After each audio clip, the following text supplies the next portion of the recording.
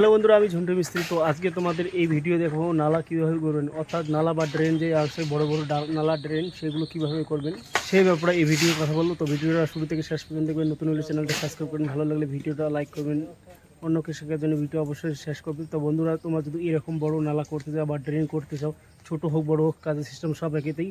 তো এই যে আমি এই ভিডিও সিস্টেম দিই, এই সিস্টেমে তোমরা কাজ করলে এই সিস্টেমে তোমরা কাজ করলে নালাটা অনেকদিন লাস্টিং করবেন। তো বন্ধুরা, সর্বপ্রথম নালা করতে গেলে নালার যে জায়গাটা আছে সেটা ফাউন্ডেশনটা ভালো করে করবেন। সেটা কিন্তু সবসময় সিধা করার চেষ্টা করবেন। বাউন্ডারি যদি একটু তেরা বেড়া থাকা থাকে বা 2 ইঞ্চি 3 ইঞ্চি জায়গা ছাড়াও যদি থাকে কিন্তু নালাটা অবশ্যই সোজা করবেন। তো আমরা নালাটা কিন্তু ফাউন্ডেশন করে নিয়েছি। ফাউন্ডেশন করার পরে আমরা দিলাম যে নিচে যে জালিটা আছে সেই জালিটা আমরা রড বার্নিং করলাম। তো জালি যে আমরা রড বার্নিং করেছি, তো নিচের জালি রড একটু পাতলা দিলে কোনো ব্যাপার না। আর নিচের জালি যে রডটা আছে সেটা কিন্তু আমরা 8 ইঞ্চি ফাঁক দিয়েছি। আর তারপরে এই যে রডটা আছে সেই রডটা আমরা বাঁধিয়েছি মধ্যে ইউ টাইপের যে রড বানিয়ে নিয়েছি আমরা, ইউ টাইপের রড জালির জন্য। মতলব এক রড দিয়ে যেন 3 সাইডের জালি হয়, অর্থাৎ নিচে 2 সাইড জালি হয়। তার জন্য আমরা ইউ বানাই নিয়েছি, মানে ইউ বানিয়ে নিয়েছি, মানে এই রডটাকে ইউ রড বলা হয়। তো এই রডটা বানিয়ে নিয়েছি। আর এই রডটা যে আমরা কাটিয়েছি সেটা হলো 3.5 মিটার। আর এভাবে আমরা রড কেটে রডটা এল করে নিয়েছি। তারপরে আমরা রড বার্নিং করার পরে আমরা পিস রড জালি ঢালাইটা করে নিলাম। তো ঢালাইটা করে নেওয়ার পরে দেখো এইটা হলো আমাদের কাজ। এই যে রড বার্নিংটা দেখা যাচ্ছে এটা হলো আমরা কাজ করি। আর সামনে যে কাজটা আছে সেটা কিন্তু অন্য মিস্ত্রি কাজ করছে। সেই ওয়ালটা কিন্তু অত মানে ভালো সোজা হয় নাই, তো এইখান থেকে দেখা যাচ্ছে না, তোমাকে জুম করে দেখাচ্ছি। তো বন্ধুরা দেখেন, এটা হলো আগের ওয়ালটা কীরকম তেরা বেঁকা।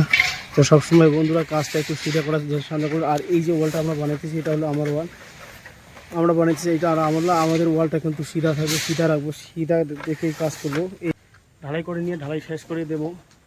তো বন্ধুরা, ভিডিওটা তোমরা দেখতে থাকো। তো বন্ধুরা, আমার ইউ রড দাঁড় করার পরে আমরা এই নিচের যে আছে বার্নিং জালি রড সেটা আমরা বেঁধে নিচ্ছি। তো এইদিকে মোটামুটি আমাদের প্লেসমেন্ট করা হয়ে গেছে। এখন এই দিকে বাকি আছে এই সামনটা, সেটা প্লেসমেন্ট করার পরে আমরা বাকি বানগুলো দেবো।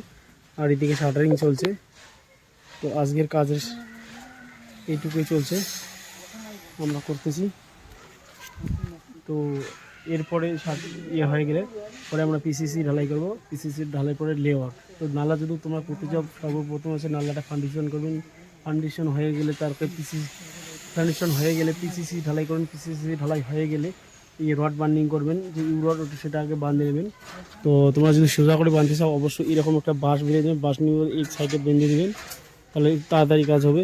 তারপরে নিচে জালিটা বাঁধবেন, তারপরে ঢালাই করবেন।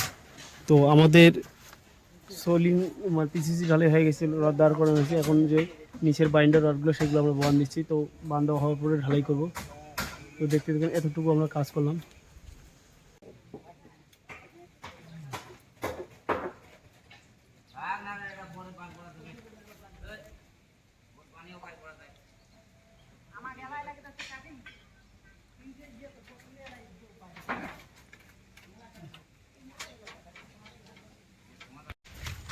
তো বন্ধুরা, তোমরা যদি নালার কাজ করতে চান, আমরা যেভাবে কাজ করলাম এইভাবে কাজ করবেন। এটাই হলো সঠিক নালার কাজ করার নিয়ম। কম সময়ে বেশি কাজ এবং কম খরচায় খুব ভালো কাজ তোমরা করতে পারবেন। তো আজকে আমরা এটা রড বার্নিং করলাম এবং পিসিসি ঢালাই করে দিলাম। অর্থাৎ যেটা জালি আছে জালি ঢালাইটা আমরা করে দিলাম, জালি ঢালাই করে দিলাম।